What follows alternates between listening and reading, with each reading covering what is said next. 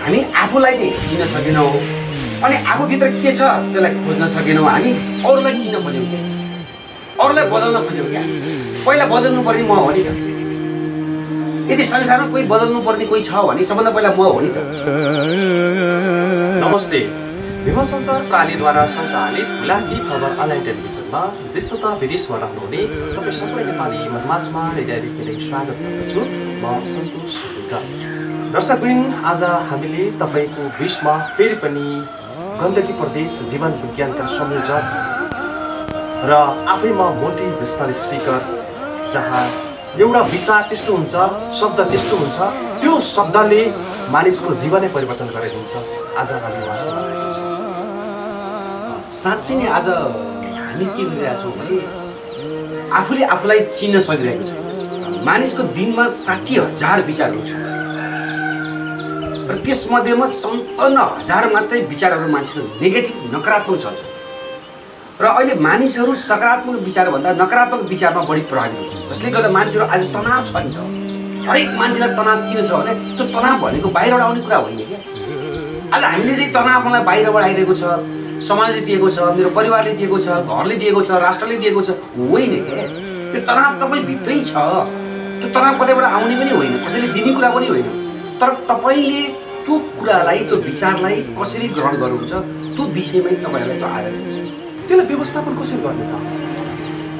एकदमै यो व्यवस्थापन भन्दा पनि म चाहिँ के भन्छु भने तनाव चाहिँ लगभग धेरै प्रकारको 2-3 प्रकारको तनावहरू हुन्छ। कतिपय तनावहरूलाई व्यवस्थापन गर्न मिल्छ, कतिपय तनावलाई व्यवस्थापन गरेर हुँदैन, यसलाई विसर्जन गर्नुपर्छ।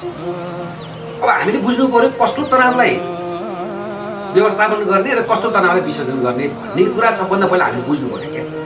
र कस्तो तनावहरू मेरो मनमा आउँदै गर्दा त्यसलाई मैले व्यवस्थापन गर्न सक्छु, गर्नुपर्छ। र कुन चाहिँ तनावलाई हामी जरैबाट फाल्नुपर्छ।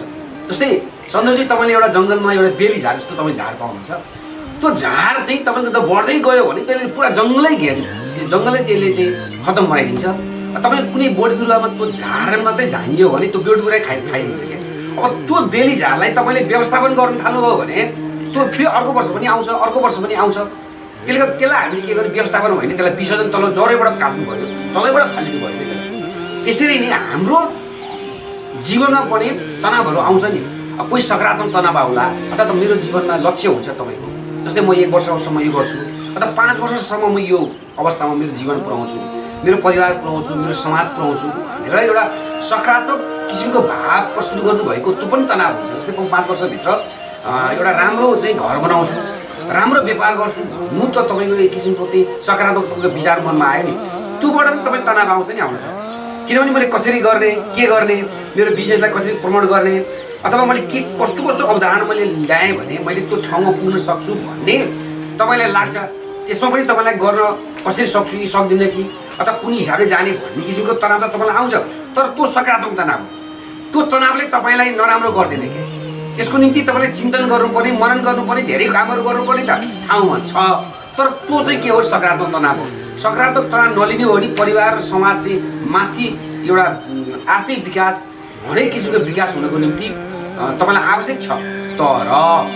तर के हो भने तपाईँको मनमा आइरहेका विचारहरू, मान्छेले के बोलिरहेछ, मान्छेले के गरिरहेछ, त्यो सबैतिर तपाईँ पुग्नुभयो, तपाईँ जानुभयो भने त्यो नकारात्मक तपाईँको मनमा लाग्छ, तपाईँको घर गर्छ।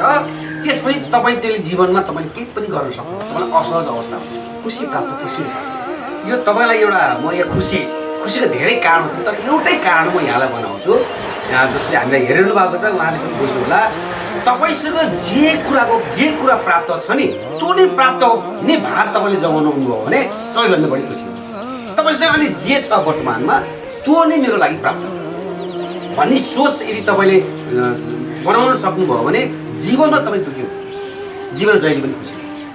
खुसीको मुख्य सूत्र नै तपाईँसँग जे कुरा प्राप्त छ त्यो नै मेरो लागि प्राप्त हो भन्ने सूत्रलाई तपाईँले अङ्गीकार गर्नुभयो, आत्मसात गर्नुभयो भने खुसी हुनुको निम्ति सबैभन्दा पहिलो राम्रो सूत्र। यहाँ साँच्चै नै भन्ने हो भने ती ग्रन्थहरू सँगै बसिराखेका हुन्छ, तर ग्रन्थहरूमा आस्था राख्नेहरू नै यहाँ एक किसिमबाट मारपिटहरू किन बुझ्दैनन् सर अझै मान्छेहरू? हामी आफूलाई चाहिँ चिन्न सकेनौँ अनि आफूभित्र के छ त्यसलाई खोज्न सकेनौँ। हामी अरूलाई चिन्न खोज्यौँ क्या, अरूलाई बदल्न खोज्यौँ क्या। पहिला बदल्नु पर्ने म हो नि त। यदि संसारमा कोही बदल्नु पर्ने कोही छ भने सबभन्दा पहिला म हो नि त। आज संसार किन बदलिएन यसलाई तपाईँले हेर्नुहोस् त, प्रश्न गर्नुहोस् त। आज संसारमा मान्छेहरू तपाईँले हेर्नु भने आज फलानु यति समयसम्म काम गरिरहेको छ, यति समयसम्म काम गरे तर किन बदलिएको त? उसले नचाहेर नबदलेको हो त? होइन। उसले नचाहेर नभएको हो त? होइन। किनभने ऊ आफै बदलिएको छैन, ऊ आफै बदल्न सकेको छैन। उसको कार्य, उसको व्यवहारले मान्छेले बुझ्छ नि, स्पष्ट रूपमा बुझ्छ क्या मान्छेले, यो मान्छे कति बदलिएको छ, यो मान्छे कस्तो भनेर तपाईँले बोलेर मात्रै होइन कि। यहाँ मान्छेलाई आफू नबदलिकन संसारलाई बदल्ने अभियानमा मान्छेहरू लागिरहेछ। मलाई एकदमै अफसोस लाग्छ, मलाई हाँसो पनि लाग्छ यस अर्थमा, किनभने आफू चाहिँ बदलिएको छैन, कुनै पनि कुरामा बदलिएको छैन, उसले संसार बदल्न खोजिरहेछ। तर उसले के गर्यो? संसार बदल्ने अभियानमा लाग्यो, जसको कारणले आज समाज, संसार, तपाईँ कुनै पनि संस्थामा हेर्नुभयो भने त्यो संस्था बदलिएको छैन। कुनै राजनीतिक पार्टीमा हेर्नुभयो भने लामो समयदेखिको राजनीतिक पार्टी बदलिएको छैन, नेता बदलिएको छैन। अनि कसरी देश बदलिन्छ, कसरी समाज बदलिन्छ? त्यो समाजले त त्यसलाई हेर्नुपर्ने हो नि त। जस्तै म बदलिएको छु छैन भनेर मलाई हो नि हेर्ने मान्छेलाई। मलाई तपाईँले सुख देख्नुभयो, आनन्द देख्नुभयो भने तपाईँले त ओहो फलानु जस्तो आनन्द कसरी हुने भनेर तपाईँले पनि मलाई रिसर्च गर्नुहुन्छ नि, मलाई खोज्नुहुन्छ नि त। त्यसले गर्दा मलाई हेरेर तपाईँ बदलिने हो के? मैले तपाईँलाई बोलेर बदल्ने कुरा होइन नि त। यहाँ बोलेर बदल्ने कुरा भइरहेछ।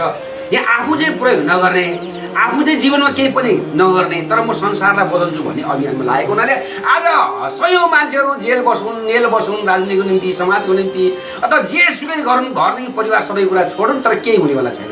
जबसम्म आफू बदलिँदैन तबसम्म केही। सुरु आफैबाट गर्नुपर्ने छ। सुरुवात आफू। हामी हरेक व्यक्तिहरू ऋषिपुत्र हौँ क्या।